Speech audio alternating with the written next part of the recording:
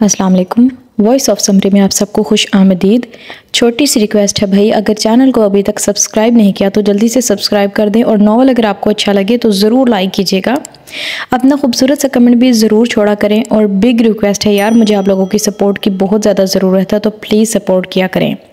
चलिए आज की नेक्स्ट एपिसोड की तरफ बढ़ते हैं। ज़ैनी का अगर ये ख्याल था कि फ़रहान से जान छुड़ाना आसान था, तो ये ख्याल अगले चंद दिन में ही गलत साबित हो गया था। उसे एक के बाद एक लीगल नोटिस आना शुरू हो गए थे, और 2 दिन बाद मालिक मकान ने उसे घर खाली करने का भी नोटिस दे दिया। तीसरे दिन उसके तीनों मुलाजिम काम छोड़कर चले गए थे। फ़रहान वो सारे हरबे इस्तेमाल कर रहा था जिससे वो प्रेशराइज होती और फिर मुसालहत की कोशिश करती, लेकिन उसे ये पता नहीं था वो सही हरबे गलत शख्स पर इस्तेमाल कर रहा था। ये ज़ैनी थी, कोई दूसरी मॉडल जो फ़रहान के सामने नाक रगड़ने पर मजबूर होती। उसका हर हरबा फ़रहान से उसकी नफ़रत में इजाफा कर रहा था। और उसके बाद फ़रहान ने आखिरी हरबा इस्तेमाल किया था। अखबार में उसके बारे में खबरें शुरू हो गई थीं। परिजाद की लालच के बारे में, उसकी बेईमानी के बारे में, उसके फ़रेब के बारे में ख़बरों में आने लगा कि फ़रहान ने किस तरह एक लोअर मिडिल क्लास की एक लड़की को टॉप मॉडल बना दिया। उसका कैरियर बनाने के लिए उस किस तरह अपने दिन रात एक कर दिए, और परिजाद 4 पैसे ज़्यादा मिलने की वजह से उसे इस तरह से छोड़कर पाशा प्रोडक्शंस की फ़िल्म करने लगी। शुरू में ये सब कुछ नामालूम ज़राए की इत्तलात होती, और ज़ैनी तल्ख मुस्कुराहट के साथ इन हक़ाइक़ को पढ़ती।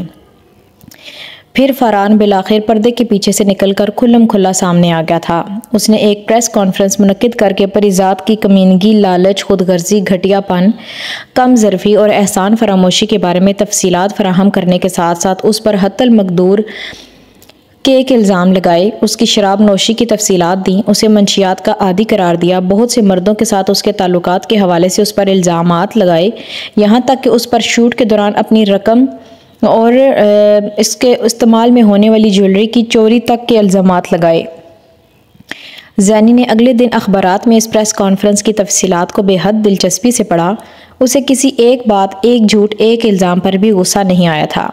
वो शिराज नहीं था जिसकी ज़ुबान से निकलने वाले लफ्ज़ उसे मार देते।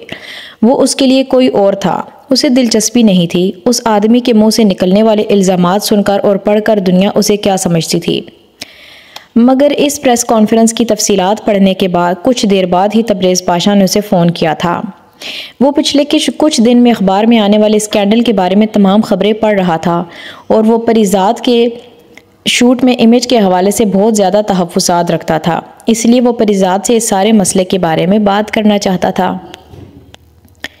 उसने 15 मिनट ज़ैनी की बात सुनी। उसके बाद उससे कहा कि वो उसके लिए फौरी तौर पर घर का इंतज़ाम कर रहा है। वो फ़रहान का दिलवाया हुआ घर छोड़ दे। उसने ज़ैनी को वो सारे लीगल नोटिस भी ड्राइवर के हाथ उसे भिजवा देने के बारे में कहा था जो फ़रहान ने उसे भिजवाए थे। शाम को ज़ैनी डिफेंस के इलाके में ही एक नए बंगले में मुंतकिल हो चुकी थी, और वो अब बेहद रिलैक्स हो गई थी। तबरेज़ पाशा फौरी तौर पर उसके लिए फरिश्ता बनकर आया था। अगली सुबह के अखबार में उसके स्कैंडल के बारे में कोई खबर नहीं थी। ये ज़ैनी के लिए नाकाबिले यकीन बात थी। वो अगले 2-3 दिन अखबारों का ढेर लेकर बैठी रही। किसी अखबार में उसके हवाले से कोई मनफी खबर नहीं थी। ये मुमकिन नहीं था कि तबरेज़ पाशा अपनी फ़िल्म की हीरोइन को फ़िल्म आने से पहले ही तबाह होने देता। उसे सिर्फ चंद डोरियां हिलाना पड़ी थीं, और अखबारों ने फ़रहान की बातें शाया करना बंद कर दी थीं। फ़रहान यकदम जैसे कहीं गायब हो गया था। तबरेज़ पाशा ने इस मसले को कैसे हल किया या फ़रहान के साथ क्या सेटलमेंट की, ज़ैनी इस बारे में कुछ नहीं जानती थी। लेकिन ये ज़रूर हुआ था कि अब पहले की तरह उसको जो क्रैंक कॉल्स आने लगी थीं, उसका सिलसिला यकदम बंद हो गया था, और फ़रहान ने उससे दोबारा कभी राब्ते की कोशिश नहीं की। वो सीढ़ी के दूसरे डंडे पर चढ़ आई थी, और फ़रहान नाम का बाब उसकी ज़िंदगी से निकल गया था। उन्होंने मुझसे साफ साफ कह दिया अम्मी कि उन्होंने मुझे नहीं रखना। मुझे तलाक चाहिए तो वो मुझे भिजवा सकते हैं, या फिर मैं उनके नाम पर बैठी रहूं, लेकिन दोबारा अपने घर लेकर नहीं जाएंगे वो। ज़हरा ने सिसकते हुए नफीसा और रबिया को बताया था। वो आज अपनी छोटी बेटी को लेकर नईम की दुकान पर गई थी, मगर नईम ने हर तरह का लिहाज बालाए ताक रखते हुए गालियों के साथ उसकी बेइज्जती की। तुम उससे कहती कि वो तुम्हारा न सही बच्चों का ही कुछ खर्च उठा ले। नफीसा ने बेटी को रोते देखकर रंजीदगी से कहा। अम्मी वो कुछ नहीं देंगे मुझे। वो मुझे देखकर इतना आग बगोला हो रहे थे, तो पैसे मांगने पर तो। ज़हरा ने बात अधूरी छोड़कर रोना शुरू कर दिया। मेरी बच्चियों का तो किसी को भी ख्याल नहीं है, न उनके बाप को न आपको, ज़हरा ने माँ से गिला किया। मैंने क्या किया ज़हरा? नफीसा को जैसे दुख हुआ। ज़ैनी बार बार पैसे भेज रही है और आप बार बार उसके पैसे वापस कर देती हैं। कितने मसले हल हो सकते हैं वो पैसे हमारे, उन पैसों से हमारे कितने मसले हल हो सकते हैं। ज़हरा ने बिलाखिर आज अपने दिल की बात कह दी। उसका नाम मत लेना आपा, उसके इसी पैसे की वजह से अब्बू की जान गई और आप चाहती हैं कि अब हम वही पैसा इस्तेमाल करने लगें। रबिया ने तड़प कर नफीसा के कुछ कहने से पहले ज़हरा से कहा था, जो होना था वो हो गया, कितनी देर यही सब कुछ लेकर बैठी रहोगी तुम? आखिर बहन है वो हमारी मदद करना चाहती है तो क्या गलत करना चाहती है? ज़हरा ने रबिया की बात काटकर कहा। हराम के पैसे से मदद? ज़हरा ने एक बार फिर इसी तरह सिसकते हुए उसकी बात काट दी। छोड़ दो ये हराम हलाल की तकरार, पैसा सिर्फ पैसा होता है, कोई हराम हलाल नहीं होता। आज हमारे पास पैसे होते तो भरे बाजार में नहीं मेरी बेइज्जती करते। ठीक किया ज़ैनी ने जो किया, ऐश तो कर रही है ना, आराम से घर में बैठी तो है ना, हमारी तरह चंद रुपयों के लिए धक्के खाती तो नहीं फिर रही। ज़हरा रोते हुए उठकर अंदर कमरे में चली गई। रबिया और नफीसा जैसे साग तो सामत सहन में बैठी रहीं। ज़हरा में आने वाली तब्दीली अचानक नहीं थी, वो पिछले चंद दिनों से बार बार ज़ैनी का जिक्र छेड़ती थी, लेकिन उन दोनों को ये अंदाज़ा नहीं था कि वो इतने खुले लफ्ज़ों में ज़ैनी की हिमायत करेगी। घर की हालत वाकई ख़राब थी, बिजली कट चुकी थी। उन्होंने हमसाये के घर से एक तार लेकर बल्ब लगाया हुआ था। मोहल्ले के वो घर अब आहिस्ता आहिस्ता उन छोटी बड़ी रकमों का तकाजा करने लगे थे जो ज़िया की तदफीन और तदफीन के बाद मुख्तलिफ अखराजात के सिलसिले में नफीसा ने लोगों से ली थीं। घर की बहुत सी छोटी बड़ी चीज़ें अब तक बिक चुकी थीं। ज़िया क्या गए थे, इस घर के रिस्क से बरकत चली गई थी। सलमान एक दुकान पर सेल्समैनी कर रहा था। ज़हरा छोटी मोटी सिलाई करने लगी थी और रबिया स्कूल में पढ़ाने के बाद घर में ट्यूशन्स भी पढ़ाती। उसके बावजूद उनकी गुजर बसर बेहद तंग दस्ती की हालत में हो रही थी। ज़िया की पेंशन के लिए चक्कर लगाते लगाते सलमान ने थक हार कर वहाँ जाना छोड़ दिया था। वो ना तो ट्रांसपोर्ट के इतने लंबे चौड़े किराए दे सकता था, ना ही रोज़ रोज़ छुट्टी ले सकता था। ज़ैनी का हाल अहवाल मोहल्ले की औरतों के ज़रिए नफीसा और बाकी लोगों को पता चलता रहता था, क्योंकि वो एक मॉडल थी। सलमान जिस दुकान में काम करता था, उस सड़क पर एक बिल बोर्ड पर उसकी बड़ी बहन का चेहरा रोज़ उसको नज़र आता था। वो रोज़ इस बिल बोर्ड के आगे से गुजरते हुए शर्म से पानी पानी हो जाता, यूं जैसे सारी दुनिया ये जानती हो कि वो उसकी बहन थी। उसने कभी घर में जाकर माँ या बहनों को उस बिल बोर्ड के बारे में नहीं बताया था, मगर उसे यकीन नहीं आता था कि वो चेहरा ज़ैनी का हो सकता है। उसकी तहज्जुद गुजार बहन इस तरह, उसे यकीन नहीं आता था। मोहल्ले की औरतें अब जब नफीसा के घर आती तो ज़ैनी के बारे में कुछ और अंदाज से बात करती। उनके अंदाज में अब दिलचस्पी, तजस्सुस और इश्तियाक होता और हसरत भी, यूं जैसे ज़ैनी एक ऐसी दुनिया में चली गई थी जिसमें जाने की सबको ख्वाहिश थी। चंद माह पहले तक उनके लहजे में ज़ैनी के लिए झलकने वाला शक, शुबा, हकारत, मलामत और तर्स अब यकदम गायब हो गया था। अब ये तब्दीली नफीसा ने नोट नहीं की थी, रबिया ने की थी। ज़ैनी आकर मिलने की कोशिश क्यों नहीं करती? सुना है पैसे भिजवाती है। कहाँ रहती है? कई दफ़ा यहाँ अपने ड्राइवर के साथ इतनी लंबी सी गाड़ी में आकर बैठी होती है। ऐसे शानदार और अच्छे कपड़े होते हैं उसके। तुम लोगों को क्या अपने साथ ले जा रही है वो? सुना है बहुत बड़े बंगले में रहती है वो। पता है सफ़ीर खान के साथ हीरोइन आ रही है। हाय अल्लाह, ज़ैनी नाचेगी कैसे? इतनी स्मार्ट हो गई है ज़ैनी कि क्या बताऊं। पता नहीं ज्वेलरी कहाँ से लेकर पहनती है वो। मैंने तो ज़ैनी को कभी एक जोड़ा दूसरी बार पहने नहीं देखा। ये इतने कपड़े कौन देता है उसे? इतनी खूबसूरत लगती है वो। पता नहीं मेकअप कहाँ से करवाती है। पता नहीं चलता कि मेकअप किया है। अब तो लोग उसे परिजात कहते हैं। ये परिजात का मतलब क्या हुआ खाला? मैंने अखबार में पढ़ा था फिल्म में काम करने के 5 लाख मिलेंगे उसे। हाय खाला, ज़ैनी के पास तो बहुत पैसा आ गया है, कैसे खर्च करेगी उसे? मेरा तो दिल चाहता है ज़ैनी से मिलने का। पता नहीं अब हमें पहचानेगी भी या नहीं। रात को मैंने टीवी पर देखा है, वज़ीर आज़म के साथ खड़ी थी, दूसरी एक्ट्रेसों के साथ, सबसे अच्छी लग रही थी। खाला, ज़ैनी का एड्रेस या फ़ोन नंबर है तो मुझे दें, मुझे मिलना है उससे, बड़ा जी चाहता है। इस बार उसका ड्राइवर आए तो मुझको बताना खाला, मैंने ज़ैनी का पता लेना है उससे। अब गुस्सा थूक भी दो खाला, बेटी इतनी बड़ी स्टार बन रही है और तुम अभी तक नाराज हो उससे। कौन कहता है रंग सिर्फ गिरगिट बदलता है या आसमान? इंसानों से ज्यादा तेजी से रंग कोई नहीं बदलता। नफीसा के घर में पहले भी जैनी का ही जिक्र होता था, आज भी जैनी का जिक्र हो रहा था। ऐसा मुमकिन नहीं था कि मोहल्ले की कोई औरत, कोई लड़की उनके घर आए और जैनी के बारे में कुछ पूछ कर या बताकर न जाए। ज़हरा, रबिया, नफीसा पहले सर झुकाकर शर्मिंदगी से जैनी का तज़किरा सुनती थीं और अब सर उठाकर हैरानी से। आखिर दुनिया समझ में क्यों नहीं आती? लोगों की ज़ुबान क्यों बदलती रहती है? इंसानों को क्या हो जाता है? किसी को ये दिलचस्पी नहीं थी कि ज़िया जैसे नेक और ईमानदार इंसान के अहले खाना किस हालत में जी रहे थे। उनके मसाइल क्या थे? उन्हें किस चीज़ में मदद की ज़रूरत थी? वो किस तरह 3 के बजाय 2 वक्त का खाना खाने पर मजबूर हो गए थे? वहाँ हर एक को ये दिलचस्पी थी कि परिजाद कहाँ रहती थी, किस तरह रहती थी, कितने पैसे कमाती थी, किस मॉडल की गाड़ी में फिरती थी, कितने कनाल के घर में रहती थी, कितने अहम लोगों के साथ नजर आती थी, कितनी मॉडर्न और स्टाइलिश हो गई थी। मुकाबला एक बार फिर ज़िया और ज़ैनब के बीच था। मुकाबला एक बार फिर ज़ैनब जीत रही थी। नफीसा ने उसी दिन जैनी के जहेज की सारी चीज़ों को धूप लगवाने के लिए निकलवा कर बाहर सहन में रखा था। उसमें जैनी की शादी का जोड़ा भी था। उस जोड़े को देखते हुए उन्हें बेइख्तियार रोना आ गया। कितने चाव से एक एक चीज़ बनाई थी उसने। 4-4 माह लगाकर एक एक दुपट्टा काढ़ा।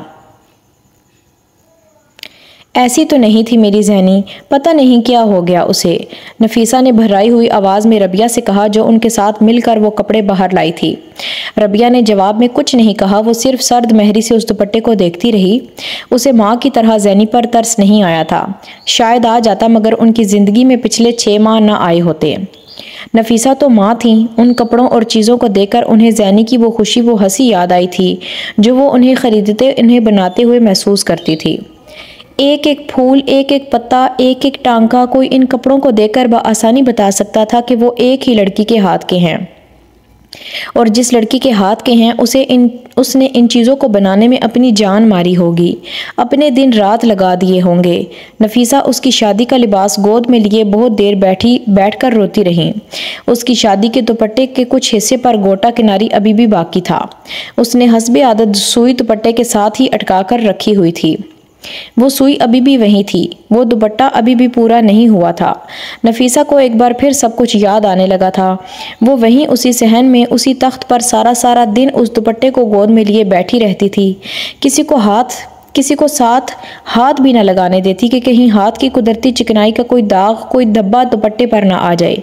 और हर रोज़ का काम ख़त्म करने के बाद उन्हें दुपट्टे का इतना हिस्सा बेहद खुशी और फ़ख्र से दिखाती। इन चीज़ों को धूप क्यों लगवा रही हैं? रबिया ने उनके इन्हमाक को तोड़ा था। उसको तो अब इनमें से किसी चीज़ की ज़रूरत नहीं होगी। रबिया का इशारा जैनी की तरफ था। तुम्हारे काम आएंगी ये सारी चीज़ें। नफीसा ने अपने आंसू खुश्क करते हुए कहा, मैं उसकी कोई चीज़ इस्तेमाल नहीं करूँगी। जहेज़ में लेकर जाना तो दूर की बात है, इन चीज़ों को बेच दें, फेंकवा दें या खैरात कर दें, मगर मेरे लिए ना रखें। मुझे इन्हें इस्तेमाल नहीं करना। रबिया ने बेहद सर्द महरी के साथ नफीसा को 2 टोक अंदाज में बताया और उठकर वहाँ से चली गई। नफीसा उसे जाता देखती रही। जैनी ने अपने और तबरेज़ पाशा के दरमियान सोफे पर पड़े डायमंड सेट के खुले डब्बे को एक नज़र देखा, फिर तबरेज़ पाशा को, जिसके चेहरे के तासुरात ने किसी किस्म का कोई अबहाम नहीं रहने दिया था। वो इस फार्म हाउस में अपनी पहली फिल्म की मुहूर्त के बाद होने वाली अपनी पहली फिल्मी पार्टी में शिरकत करने के लिए आई थी। इंडस्ट्री की हर बड़ी हीरोइन तबरेज़ पाशा की इस पार्टी में मौजूद थी और हर इंडस्ट्री का हर बड़ा प्रोड्यूसर और डायरेक्टर वहाँ मौजूद था। जैनी के लिए ये पहली फिल्मी पार्टी ज़रूर थी, मगर पहली पार्टी नहीं थी। वो मॉडलिंग का आगाज़ करने के बाद इसी तरह की लेट नाइट पार्टीज़ अटेंड करती रही थी। दोनों पार्टीज़ के लवाजमात एक थे, शराब, ड्रग्स, डांस और औरतें। अलबत्ता इन लवाजमात की क्वालिटी में फ़र्क था। मॉडलिंग के दौरान अटेंड की जाने वाली पार्टीज़ में म्यूज़िक इंग्लिश होता और बोले जाने वाली ज़ुबान भी। इस फिल्मी पार्टी में सब कुछ पंजाबी था। तबरेज़ पाशा उसे साथ लेकर हर जगह फिराता रहा था। प्रोड्यूसर से हीरोइंस तक वो जिन जिन से इंट्रोड्यूस करवा सकता था उसने कराया था। वो इस पार्टी में मौजूद हर छोटी बड़ी हीरोइन की तवज्जो का मरकज़ बनी हुई थी। उस पर रश्क किया जा रहा था, उससे हसद किया जा रहा था और उससे नफरत की जा रही थी। वो पाशा प्रोडक्शंस की नई हीरोइन थी, जिसका मतलब था कि इंडस्ट्री में एक नया सूरज तुलू होने वाला था और इस सूरज के तुलू होने से कितने चांदों को गहनाना था, हर एक को यही खदशा था। रात ढले तबरेज़ पाशा उसे फार्म हाउस के उस कमरे में ले आया था और इस पूरी पार्टी में यह पहला मौका था जब ज़ैनी खाइफ हुई थी। तबरेज़ पाशा पिए हुए था, बल्कि ज़रूरत से ज़्यादा पिए हुए था, मगर उसके बावजूद अपने होशो हवास में था। ज़ैनी को कमरे में लाने के बाद उसने ज़ैनी से वही कहा था जिसका ज़ैनी को खदशा था। कुछ देर के लिए ज़ैनी के हवास जवाब दे गए थे। शोबिज़ में यह पहला मौका था जब कोई मर्द उससे इस तरह का मुतालबा कर रहा था। फ़रहान और दूसरे बहुत से मॉडल्स और उसके प्रेस्तार मर्द इससे फ्लर्ट करने की या अफेयर चलाने की कोशिश करते थे। वो बड़ी आसानी के साथ उनकी कोशिशों को नाकाम बना देती थी। मगर तबरेज़ पाशा, मैं इंडस्ट्री में ये सब करने नहीं आई। वो एक झटके के साथ उठ खड़ी हुई थी। तो फिर क्यों आई हो, घर में बैठती? तबरेज़ पाशा ने बेहद तौहीन अमेज़ अंदाज में कहा। वो उसका चेहरा देखती रही। फिल्म इंडस्ट्री के तौर तरीकों का अब तक तो पता चल जाना चाहिए था तुम्हें, वो कह रहा था। खड़ी मत रहो, बैठ जाओ, यहाँ कोई तुमसे ज़बरदस्ती नहीं करेगा। ज़ैनी को एक लहजे का तामुल हुआ, फिर वो उसी सोफ़े पर बैठ गई जहाँ पहले बैठी हुई थी। मैंने तुम्हें तुम्हारे मुँह मांगे मुआवजे पर साइन किया। क्यों? तुम कोई सुपरस्टार तो नहीं थी। ठीक है, मॉडलिंग में तुम्हारा नाम था, मगर जो क्लास फिल्में देखने सिनेमा आती है वो किसी मॉडल को नहीं पहचानती। वो हीरोइन को पाशा प्रोडक्शंस की हीरोइन के नाम से जानती हैं। तो तुम्हें सोचना तो चाहिए था कि तुम पर इतनी अनायात क्यों कर रहा हूँ मैं। ज़ैनी पलकें झपकाए बगैर उसे देख रही थी और तय कर रही थी कि उसको क्या करना है। फ़रहान वाला मसला हल हुआ तो मैंने तुम्हारा साथ दिया, वरना अखबार वाले तो 4 दिन में खबरें लगाकर खा जाते, तुम्हें घर बिठा देते। तुम्हें घर का मसला हुआ तो मैंने तुम्हारे लिए घर का इंतज़ाम करवाया। तुम्हारा क्या ख्याल था इन सब चीज़ों की कोई कीमत नहीं होती? हर चीज़ की कीमत होती है परीज़ाद, हर चीज़ की। इंडस्ट्री में कोई चीज़ मुफ्त नहीं मिलती। और तुम क्या समझ रही थी कि मैं ये सब कुछ तुम्हारे हुस्न से मुतासिर होकर तुम पर लुटा रहा हूँ? तबरेज़ पाशा के लहजे में तलखी नहीं थी, तंज भी नहीं था, कुछ और था। और वो कुछ और क्या था, ज़ैनी उसे समझ नहीं पा रही थी। तबरेज़ पाशा अब मनी बार की एक क्लोजेट से एक ज्वेलरी केस निकाल रहा था। वो एक हाथ में उस डब्बे को लिए, दूसरे हाथ में शराब का पैग लिए उसके पास आकर सोफे पर बैठ गया और उसने डब्बा सोफे पर रखते हुए उसे खोल दिया। तुम इस इंडस्ट्री में रहना चाहती हो तो इस डब्बे को उठा लो, वरना इस कमरे का दरवाज़ा वो है। तुम बाहर चली जाओ, मगर ये याद रखो, ये तबरेज़ पाशा के कमरे से बाहर निकलने का दरवाज़ा नहीं है, ये इंडस्ट्री से बाहर जाने का दरवाज़ा है। वो उसके बराबर बैठा शराब पी रहा था और उसके और ज़ैनी के दरमियान सिर्फ डायमंड्स थे। तबरेज़ की आवाज़ में कोई ऐसी चीज़ थी जिसने ज़ैनी के रोंगटे खड़े कर दिए थे। वो सांप और सीढ़ी का खेल खेलते खेलते 99 पर आकर रुक गई थी और अब आगे जाना था या पीछे जाना था, ये उसे तय करना था। तबरेज़ पाशा के गिलास में शराब के 4 घूंट थे। जिंदगी और मौत के दरमियान बाज़ दफ़ा 4 घूंट का फासला होता है। करम अली को शेख साद बिन जाबर के अस्तबल में काम कैसे मिला और क्यों मिला, ये शेख जाबर का मुलाजिम बनने के 3 दिन तक करम को पता नहीं चला। और सिर्फ वही नहीं, कुवैत में उसके शनासा बाकी सारे लोग भी उसकी किस्मत पर रश कर रहे थे। 3 दिन तक खुद वो भी अपनी किस्मत पर रश करता रहा था। तीसरे दिन सब ढह गया था। सऊद बिन जाबर का अस्तबल कुवैत के सबसे बेहतरीन अस्तबलों में से एक था और वहाँ कोई ऐसा मुलाजिम नहीं था जो तरबियत याफ्ता या तजुर्बाकार न हो। सिर्फ करम अली ऐसा था जिसने घोड़ों की तस्वीरें देखी या फिर उन्हें पाकिस्तान में तांगे में जुता देखा था, मगर किसी घोड़े को हाथ लगाना तो एक तरफ, वो कभी किसी घोड़े के करीब तक नहीं गया था। और अब वो दुनिया के महंगे तरीन घोड़ों वाले अस्तबल में एक साइज के नायब के तौर पर मुतय्यन कर दिया गया था।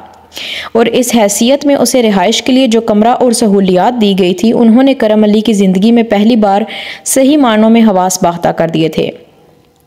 वो कुवैत की सब्जी मंडी में सब्जियों की दुकान पर सोते सोते अब जिस अस्तबल की रिहाइश गाह में आया था वो 2 कमरे और अटैच बाथरूम और किचन पर मुश्तमिल एक फर्निश्ड और फुली फर्निश्ड क्वार्टर था।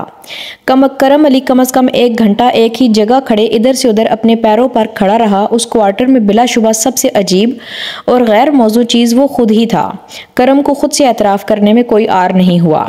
सब्जी मंडी से अस्तबल का सफ़र उसके लिए जैसे हकीकत से ख्वाब तक का सफ़र था। वो उस दिन मंडी में क्रेट ही उठा रहा था जब एक कुवैती और एक पाकिस्तानी उसके पास आए थे। शेख सऊद बिन जाबिर के अस्तबल में काम करोगे? उस पाकिस्तानी ने उसका नाम दरियाफ्त करते ही उससे पूछा था। वो होनकों की तरह उन दोनों का मुंह देखता रहा। उसे लगा कि उन्हें गलत फहमी हुई है। आप मुझसे कह रहे हैं? करम अली ने अटकते हुए उस पाकिस्तानी से पूछा। हाँ, शेख के अस्तबल में एक काम करने वाले की ज़रूरत है। उस पाकिस्तानी ने हैरत और तज्जुब को नज़रअंदाज करते हुए कहा। इससे पहले कि वो कुछ कहता, उसकी दुकान का पाकिस्तानी मालिक बड़ी तेज़ी से उसके करीब आया और उसने करम अली से कहा, तुम्हें ज़रूर शेख के लिए काम करना चाहिए, ऐसा मौका रोज़ थोड़ी मिलता है। करम अली ने उसकी हैरानी से आसिफ भट्टा का चेहरा देखा था। उसे तवक्को नहीं थी कि वो इतनी सहूलत से उसे ये ऑफ़र कबूल करने को कहेगा। आप जानते हैं इन्हें? करम अली ने आसिफ भट्टा से पूछा। मैं क्या, पूरा कुवैत जानता है शेख सऊद जाबिर को। तुम बस देर न करो, फ़ौरन उनके साथ चले जाओ। आसिफ भट्टा के अंदाज पर उसे हैरत हुई। आखिर इतनी जल्दी क्या थी उनके साथ भेजने की? वहाँ काम करने के लिए दूसरे मजदूर भी अब उनके आसपास खड़े हुए थे। लेकिन मैं इस अस्तबल में क्या काम करूँगा? मुझे तो पाकिस्तानी ने इस बार उसकी बात काट दी। ये तुम्हें वहाँ जाकर पता चलेगा, यहाँ खड़े खड़े कैसे बताएं? हाँ हाँ, तुम इत्मीनान से इन लोगों के साथ चले जाओ, जो भी काम मिले कर लेना। आसिफ भट्टा ने एक बार फिर मुदाखलत की।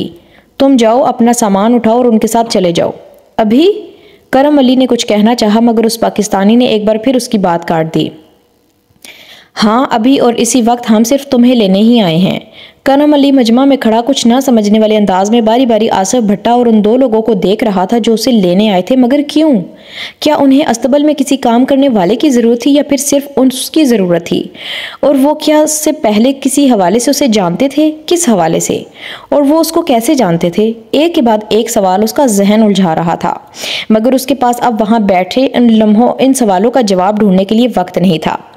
15 मिनटों में अपना सामान उठाकर जिस गाड़ी में वो शेख सऊद बिन जाबिर के अस्तबल की तरफ रवाना हुआ था वो एक लिमोजीन थी। 21 साल की उम्र में करम अली ने पहली बार लिमोजीन में सफ़र किया था। इस वक्त उसका ख्याल था वो उसकी ज़िंदगी का आखिरी सफ़र भी था। और फिर वो उस क्वार्टर में आ गया था। वहाँ उस जैसे क्वार्टर की एक लंबी कतार थी और उस जैसे मुलाजमीन की एक बड़ी तादाद। मगर उनमें और करम अली में ये फ़र्क था कि उन सबको अपने अपने कामों का पता था। सिर्फ करम अली था जिसे ये पता नहीं था कि उसे किस काम के लिए रखा गया था और उसे क्या करना था। वो हर रोज़ अस्तबल में चला जाता और फिर मुंतज़िर रहता कि कोई उसे कोई काम करने को कहेगा, मगर कोई उसे कोई काम नहीं कहता था। हर एक मेकानिकी अंदाज में अपने अपने काम में मसरूफ़ रहता और वो वक्तन फ़वक्तन उसको अजीब नज़रों से देखता रहता। उसकी नज़रें अजीब थीं, ये करम अली को वहाँ पहले दिन ही आते आते ही अंदाज़ा हो गया था। अस्तबल में एक आध के अलावा कोई पाकिस्तानी नहीं था और करम अली कोशिश के बावजूद उस पाकिस्तानी से बात नहीं कर सका।